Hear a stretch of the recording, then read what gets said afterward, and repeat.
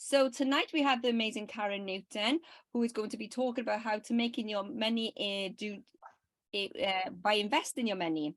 So without further ado, Karen, if you introduce yourself, and over to you. Great, thank you. I will go straight into this presentation because I do actually talk a little bit about myself and what I do in here. Okay, so I run a program which is called Zero to Millionaire, and I'm going to take you through some of what we do, some of the concepts around it. So, but the first thing is the bad news, obviously. We have an economy, and not just Britain, it's a global economy that is absolutely struggling at the moment. There is high inflation, right? So food prices are up, electricity's up, gas is up, petrol prices are up, the cost of living is rising. And that is a fact that it's been in the pipeline for a long time. I've seen people actually blaming what's happened in Ukraine, and yes, that is part of the problem. But while we were in lockdown, what was happening during the lockdown from the pandemic raised certain pointers or indicators that this was on the horizon and this was going to happen. So you can't blame everything on one part. It's a lot of triggers that have got us to the stage where we are at the moment. Right. We know mortgage and lending costs are going up, and this is being done to help try and bring inflation down. It doesn't help us when we're trying to spread a little bit of money to go a long way. And one of the alarming indicators that came to the forefront around about February, March this year is the number of banks that are going through and removing overdraft facilities. And the reason they do this is because it's money they can't control when there are overdraft facilities. They have no idea when you're going to tap into it, or if you're actually going to repay it, or whatever. So the banks have been steadily removing overdraft facilities. And this is similar to what we saw in 2008 following the credit crunch. And we've had the lovely pension crisis. So for those who haven't seen what's been going on in the world economies, the pensions were, especially in Britain, they were only minutes away from a total crash, and the Bank of England had to step in and really support all the pensions. When I talk about what happens in the UK or what happens in other markets, just understand that we are today in a global economy, and what happens in one country has a flow-on effect to other countries. So while I might talk about something that's happened in the UK, there is a flow-on effect throughout the whole world for anything that actually happens. So we're all down in the dumps at the moment, trying to really stretch our money, okay? And most people have got more bills than money each month. So what I want to go through today is I want to show you the importance of creating multiple income streams. I want to show you how you can start with little or no money, how you could actually start today, and I want to blast a few myths that are out there around investing. So who am I? Right, so my name is Karen Newton. I borrowed 300 on a credit card and I turned it into 10 million in 4 years. I'm a multiple income streams coach, and I teach clients how to make money and become millionaires. As Claire has said, I've written 25 books, and I am a 3 times #1 international best-selling author in multiple countries. and I'm semi-retired. You might not believe it, the number of times I've seen Claire over the past few weeks, but I am semi-retired and I live in a little fishing village in Spain. And I saw we had someone on here from Spain, so I was going to ask them, what part of Spain are you from?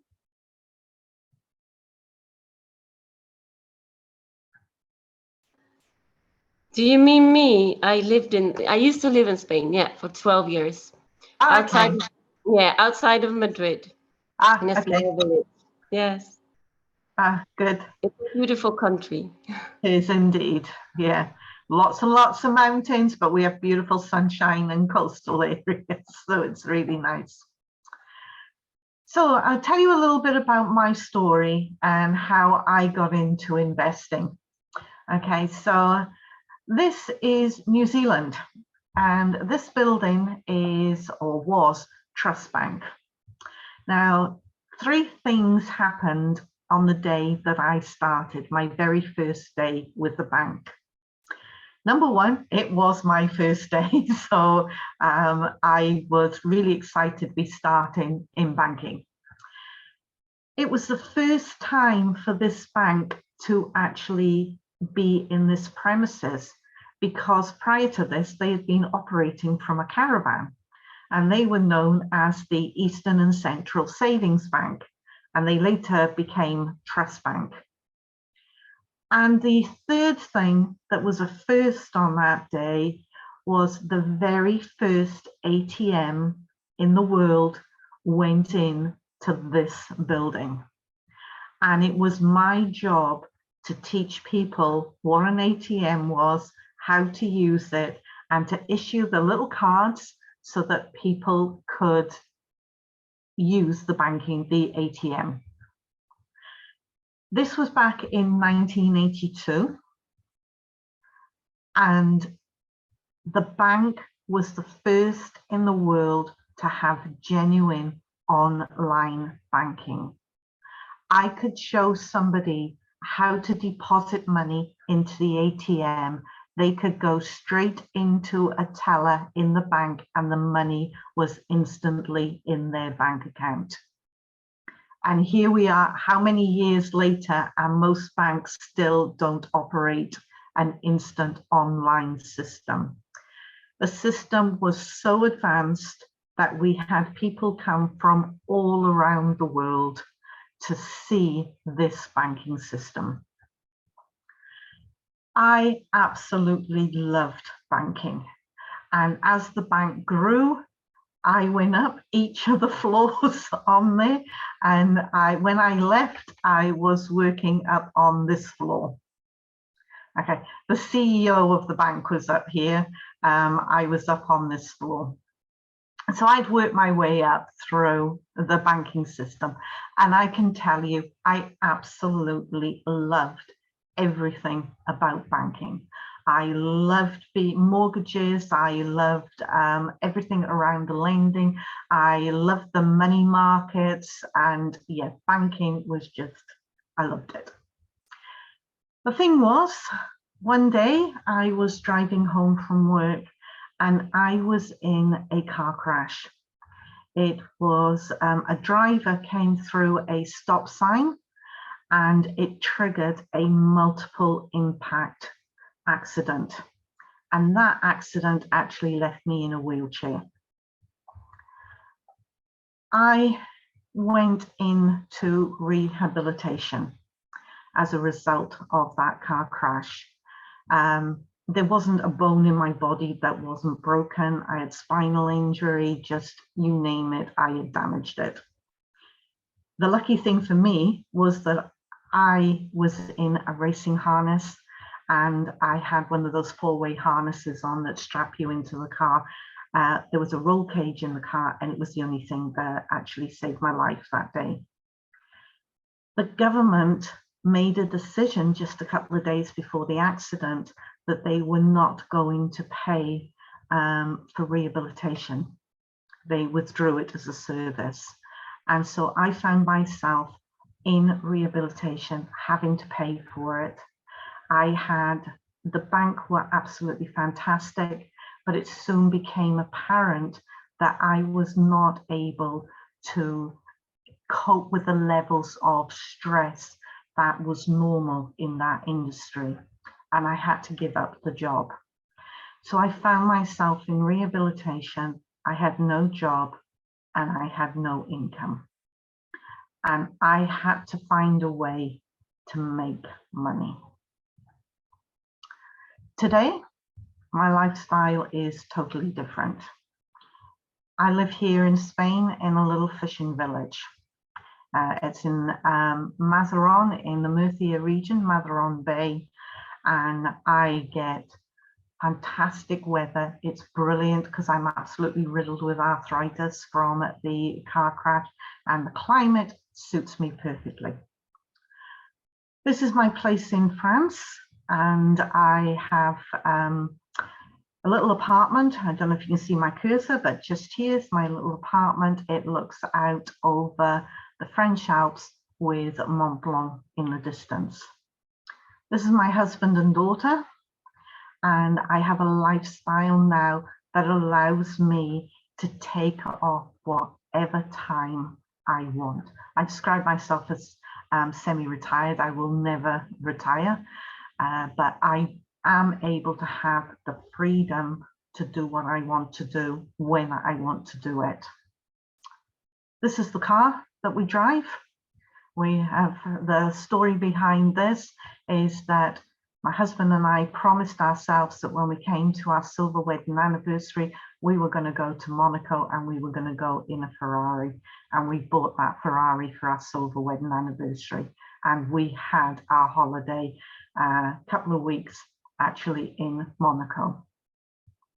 But the other thing with my lifestyle now is I get to support the charities that mean the most to me. So my lifestyle has gone from the time where I had absolutely nothing to a lifestyle where I have just about everything.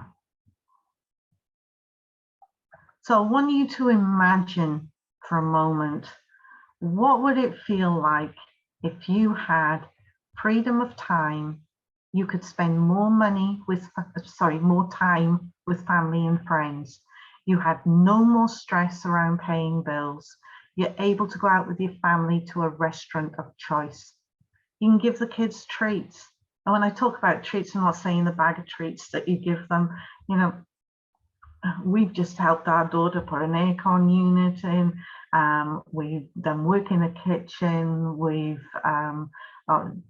I say we, it's the royal we. My husband goes and does it. What if you can take a holiday anywhere you choose without worrying about the cost? Tell me in the chat box, how would that make you feel? Just give me 1 or 2 words. How would you feel if that was your lifestyle?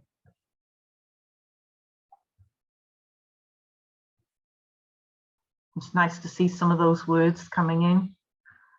Complete, relaxed, happy, abundant, peaceful, pretty darn good. Yeah, it's really nice. It's a nice feeling not to have that stress. So I want to blast a few myths for you at the moment around investing before I start talking about some other things. And the very first one is you need a lot of money to get started.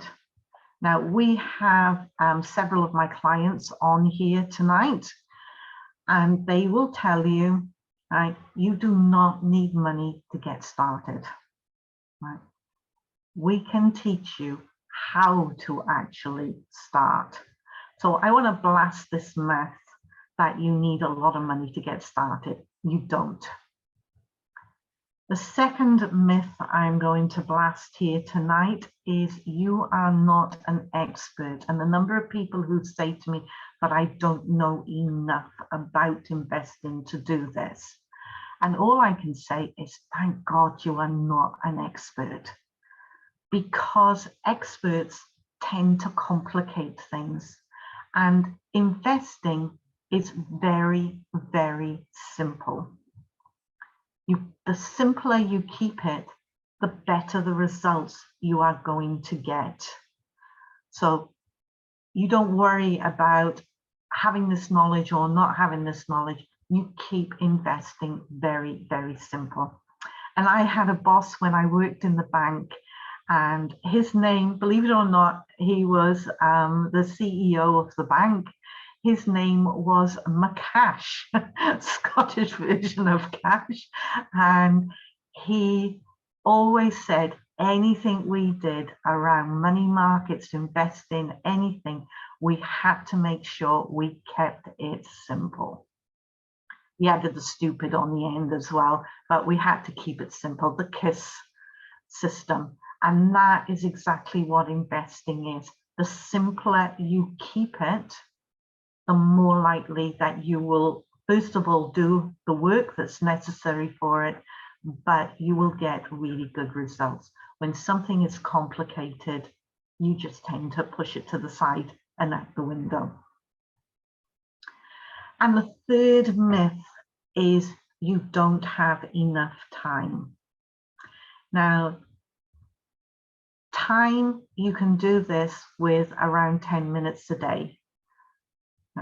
And one of the things that I used to do is I used to spend the time that I was doing this or teaching this actually with my daughter and teaching her about investing. Right, so if you've got kids and you want to spend 10 minutes with them, teach them a little bit about investing. I mean, today's kids, they know the internet, they know the systems that are out there, they know how to make money. You'll be surprised, they might be teaching you something about making money online. So time, you don't need a lot of time. There's a bit of time involved in setting things up, but once you've got those things set up, a lot of them will run on their own with just a slight bit of monitoring. So there's three key things around investing that just knock that down. It's not a barrier to you, okay? Right, so here's what I'm actually going to cover with you tonight. First, I'm going to look at why multiple income streams is the best strategy. I'm going to talk about the 8 different types of income streams, and I'm going to show you how you can start with nothing and be making money from day one. Right, so why is multiple income streams the best strategy? Most people have one income stream. Okay, that'll be their job or it will be their business. And when I say to people, you know, you need to have multiple income streams, a lot of people say to me, but Karen, I love my job. I can't imagine doing anything else. Well, I was in the same position. I loved my banking job. And just like that, it was taken away from me. And I found myself with absolutely nothing. Now, when you have multiple income streams, we're not talking about making 100,000 on this or 10,000 on that. Initially, we're talking about lots of little income streams that are coming in. That could be 100, 500, 1,000. They all start to add up. And the thing is that if one of those is taken away, you still have all the others. A second one could disappear and you still have income coming in. You might even lose a third one. And if you're losing a third one, that is really bad luck to be losing 3 income streams.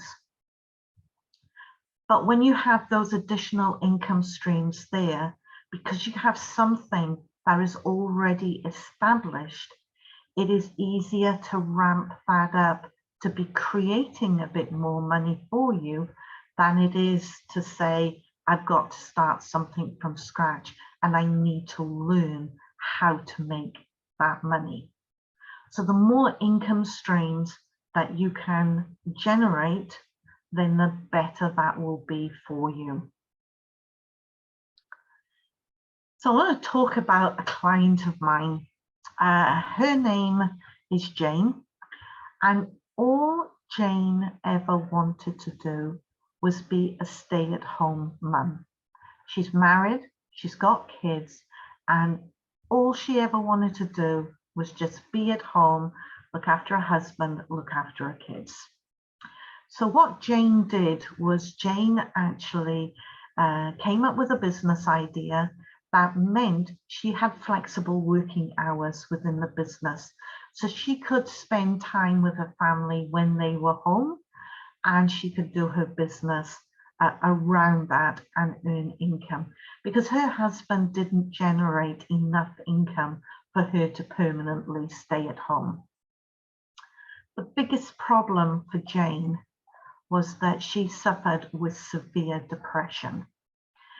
And at a time when she needed the business to be generating this extra income for her, her business would come grinding to a halt, and her business would be start, stop, depending on when she was going into the depression bouts that she suffered with. So Jane actually came to me and we created multiple income streams. It took us a couple of years to get the income streams up and running for it. It was about 4 years. And Jane is now living her dream of being a stay-at-home mum. She has the income coming in, but more importantly, she's got surplus income coming in because she can now take the holidays that she wants. They are not stressed around bills or anything because they created all these different income streams. So when you create these multiple income streams, it's a way that you take control of your future. So there are 8 types of income streams. And if you saw the video that I did with Claire, did anybody see it?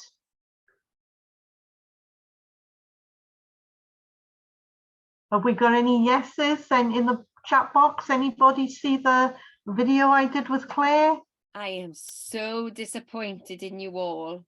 Oh, well. I did put in the group. It is over on YouTube, Clary Sweden, if anybody wants to go and watch it. Right, well, I'm going to cover those 8 income streams that we covered in that video. Now, I know we're all ladies in here, but I've actually got some images of some guys.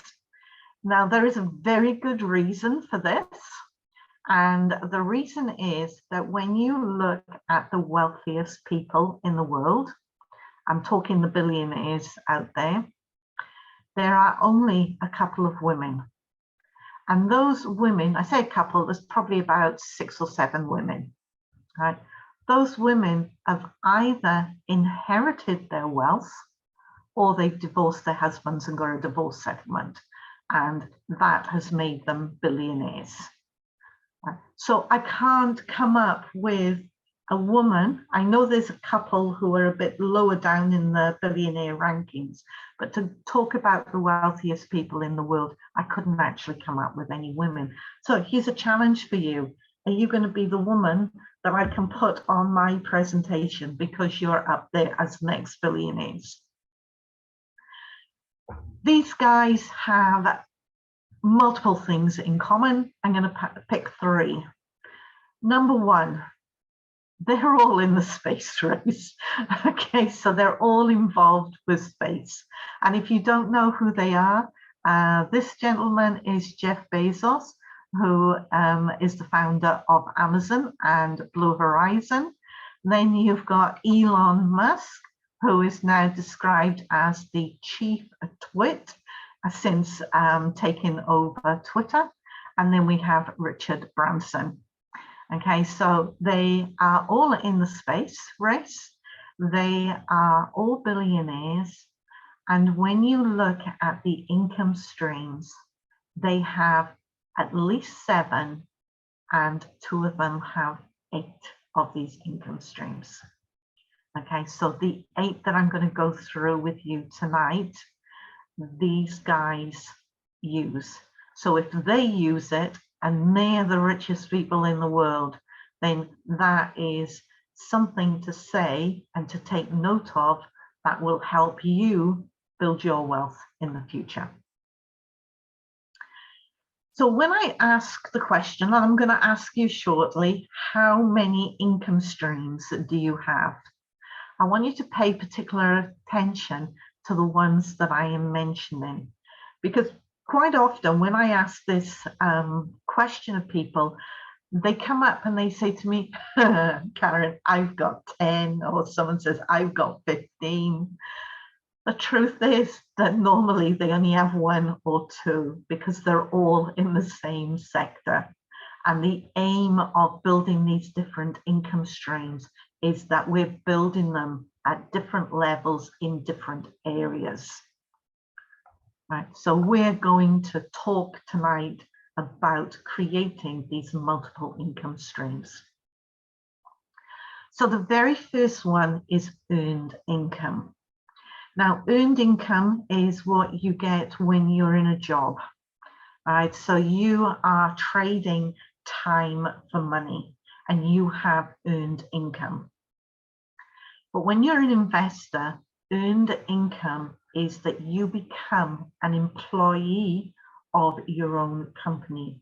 You get paid a salary from your company. There's a lot of benefits to being an employee.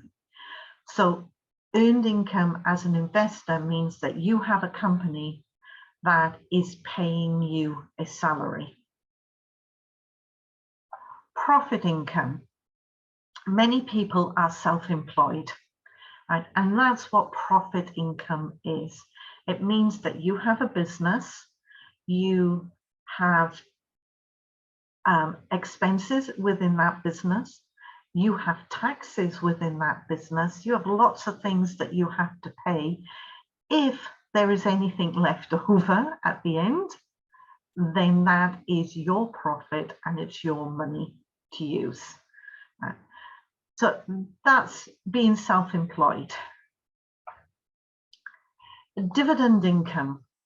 Now, dividend income actually comes from shares, and those shares can be shares from your own company. So we go right back here to number 1, where you've got a company, you are paying yourself a salary, but you can also pay yourself a dividend out of that company. Accountants will play around with numbers if there's too much money in a business, and they might pay you a dividend as well as your salary. Then we look at interest income. Now, interest income comes from savings accounts. If you've got money in a bank account, then you might be lucky to earn a little bit of interest at the moment. Probably not a great deal, but you might have a little bit. Other forms of interest could be what we call peer-to-peer lending, and that's where we become the mortgage lender for people who are borrowing money. So instead of the person going to a bank, they go to a broker, and brokers will ask their investors to put money up, right? You can earn interest from that. And the good thing about it is that as interest rates are going up, your returns are also going up. So it's a good inflation beating way of bringing income in. Interest also comes from government bonds, from gilts. So there's a variety of ways to actually earn interest income. Then we have passive income. So passive income is that dream of everybody. You're lying in bed and money is just pouring in while you lie in bed asleep. Okay, it can happen. It takes a lot of work to start with. With passive income, you put the work in at the beginning and you get the results further down the track. Okay, so some of the things that are passive income. First, we have network marketing. So anyone who's got a network marketing business, you know you have to build that team. As you build your team and you build your client base, then you get residual income coming in, and that creates your passive income for you. Franchising. Now, franchising is a form of passive income because there's a lot of work in setting a franchise up right at the beginning, but then the franchise, once it's up and running, it will generate income for you. And when I'm talking about the franchise, I'm talking about you actually creating the franchise, taking your existing business and turning it into a franchise. Affiliate marketing, this is a big area for generating passive income. And I know I was explaining to Claire the other day that have a look at the teenagers who are out there today. They're 16, 18-year-olds. They understand the online market, and many of them are already millionaires.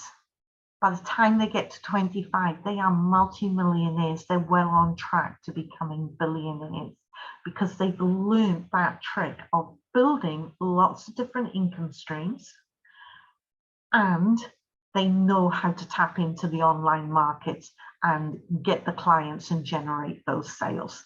They've grown up with it. Rental income. Now, when we talk about rental income, most people instantly think about property. But rental income is any asset that you have that you can rent to somebody else. Now, one of our clients, he is a videographer for major broadcasters. So BBC, ITV, he works with all of those. Now, what he does is he has a lot of very specialist equipment that he uses for producing those videos and shows that he puts together for broadcasters.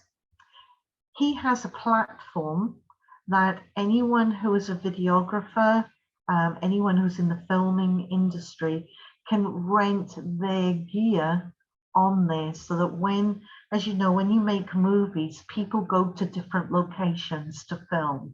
So if they're going into the location where he is, then he has equipment that they can rent from him. So it's not necessarily property that we're talking about. Another client of mine, she has those old-fashioned boards that you used to see at the fairground. And if you remember them, they were really popular in the 60s. They have the little circle for the cutout face. You put your face through, and they've got the funny shaped bodies underneath. I'm sure you remember some of those. She rents those out for parties, for weddings.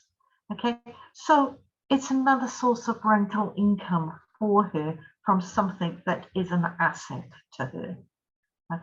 People are always looking for different things that they can rent and give back once they've had the use of it. They don't want to pay to buy something. So number 7 on the list is capital gains. And capital gains is anything that you buy low and you sell high. Okay, and property is the most common one that comes to mind for many people. So they buy property, it needs renovating, they then sell it, what we call flipping. All right, they make a profit. They're able to take off their expenses in refurbishing that property, and then that's their profit, and they've got capital gains that they pay on it. Capital gains can be in the art industry. Secondhand cars is an absolutely enormous market at the moment. So there are lots of different ways that you can make capital gains income. Now, most people think it's horrific to have to pay capital gains. But if that is the model that you want your business to run, the more capital gains you pay, the happier you are because your business is more profitable. And finally, we look at royalty income.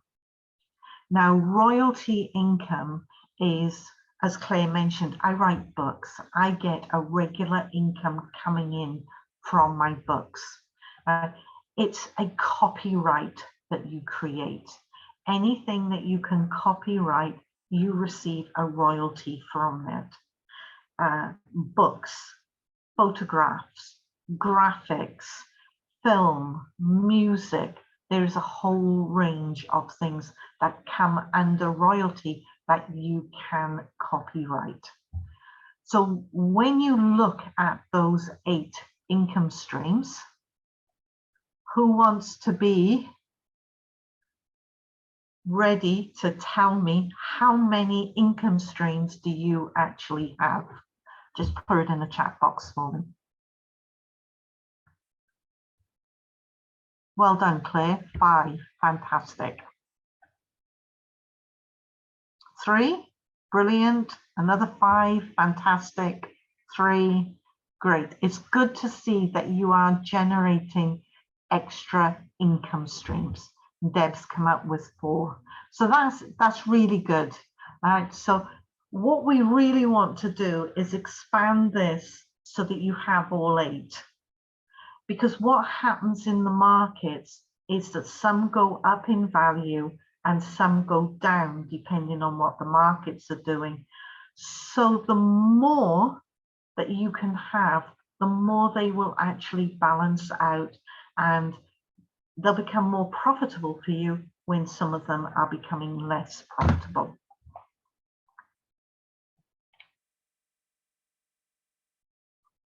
So this is a reference, a testimonial that I had of a client.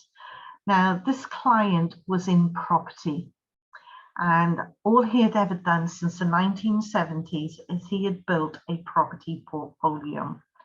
And what happened was that when we got to the credit crunch in 2008, 2009, he lost a huge amount of his property portfolio. Not through what he did, but because the banks saw the value of the property drop. They saw loan to value, which is a condition for your mortgage, saw that go out of balance. And he was given a certain amount of time to find millions to actually save his property portfolio. He wasn't able to do it. He could only save some of his properties. He lost a great deal of them. And so what he wrote as a testimony, he came to me, we started building these multiple income streams. And he said, I've been investing for years with no balance and overexposed in certain areas. Now I'm finally getting it. Okay, so using those multiple income streams. Right, so let's look at, you can start with nothing and be making money today. I have a program called 0 to Millionaire. It's all about building the foundation and putting each of these steps into place. Now, what happens is when I start a new course, we have a lesson. And I'm not going to go through the course with you at the moment because I'm not here to sell the course. I'm going to talk about the challenge. Okay, so what happens at the end of the first month's training is I set everybody a challenge. And the challenge is to go away. We've covered a bit around business and to see how much money you can make in the first month. Now I can see Claire nodding her head because that's exactly what we did, wasn't it, Claire? Because I can only see a couple of people on here at the moment, and Claire's one that's there. Not everybody takes up this challenge, but from the people who do take up the challenge, the lowest amount that has come through is £211. We've had people who have made around £1,000 and a client who has made 2,750 in their first month. And I'm going to talk a little bit about this lady who made the 2,750 because that is only part of the story. She actually made 5,500 in her first month. It was just that she did a deal with her sister and she had to split the money 50-50 with her sister. So when she came and reported back, she said, I've only got this 2,750, but she'd actually made 5,500. And I am going to, what else did I have here? I'm going to talk a bit about joint ventures in a moment. But the challenge that they get, put in the chat box, would you like to know what the challenge is?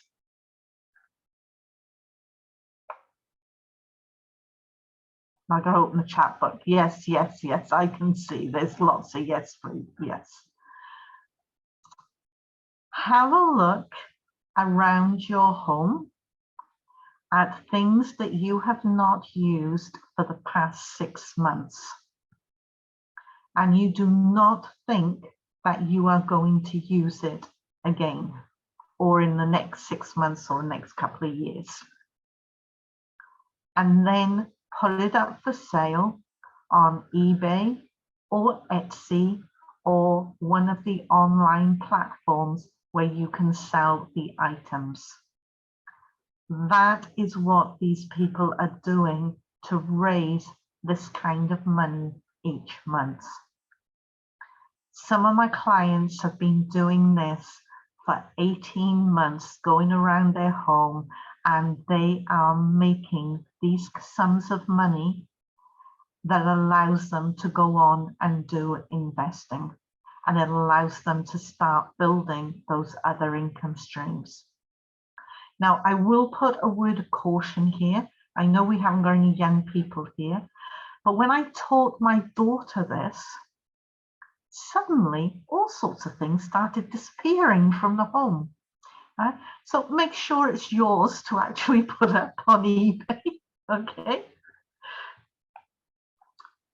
But you can make money. You can start with absolutely nothing and start making money.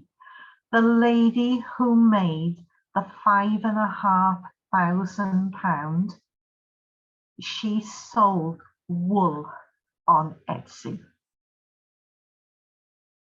Wool. I can see Claire mouthing. Wool. And that was what she did. She had been a knitter, her sister had been a knitter, her mum had been a knitter. They had all these balls of wool around and they put the balls of wool up for sale and they made 5,500 on Etsy just from selling the wool that was lying in a cupboard. Okay, so it is possible to make quite a lot of money from this. Now, I am going to talk a little bit about joint ventures because this is what we do with the Zero to Millionaire is we teach people how to build the foundations of these incomes. And then we give them the opportunity. I use the royal we, it's me, it's my business, it's just me in here. Okay, so then give them the opportunity to actually come in and do joint ventures and be able to move their investments up to the next level. So one of the investment strategies that we use is we have US share trading clubs. And people go into these clubs, they start at 100. We have some clubs that are open where people can put larger sums of money in, and they pool all their money together and they're able to make money faster. Now, this is a long-term strategy investment. Okay, all the investments become long-term strategies. So if you're interested in doing something like this, bear in mind it has to be, to make money from it, you need to be in it around 10 years. The other investment opportunity is a company I set up with a few of my clients, and it's actually called J-Rock Properties. And then what we do is we teach small groups of people, around 4 people, how to set up their own companies and invest in international properties. And then finally, we have joint venture opportunities actually through Karen Newton International, my own business. And some of my clients have come in and they partner with me. I have a client recently, I'm not going to name names because the announcement hasn't been made yet, so I don't want to spoil it, but they have actually partnered with me and they are going to be coming in and becoming the head traders for the US share accounts. So that means that these are existing clients who have stepped up, they want to learn the trading side, they're becoming professional traders and they're starting en route now towards being those traders. I run affiliate programs. I've already mentioned that I do affiliate marketing. I run affiliate programs and I run lots of different business models that people are able to joint venture and partner with me. So I cover the shares so they can get dividend income. I cover the property so they've got rental income, they've got capital growth, and I cover the passive income, the profit income, and all those as joint ventures to help out clients. Because the whole aim is we want them to move through this program. Or I keep saying we, sounds better than I all the time, but I would like them to move through this program and then be able to go on and become millionaires. And a few people have come out of the course as millionaires through the US clubs. Currently, we have 150 clients in these US clubs that under Karen Newton International, who are, as long as they stay in there long enough, they're on track to make their million. I've got a couple of companies already starting and some that are in the pipeline under the J-Rock so that we can help people to build those property portfolios. Right, so I'm not going to go through any more, Claire, because that's just my sales pitch coming up there now. So I'm open to any questions that anybody has. Hopefully I haven't gone over too much time. No, you're fine. I'm just going to stop recording.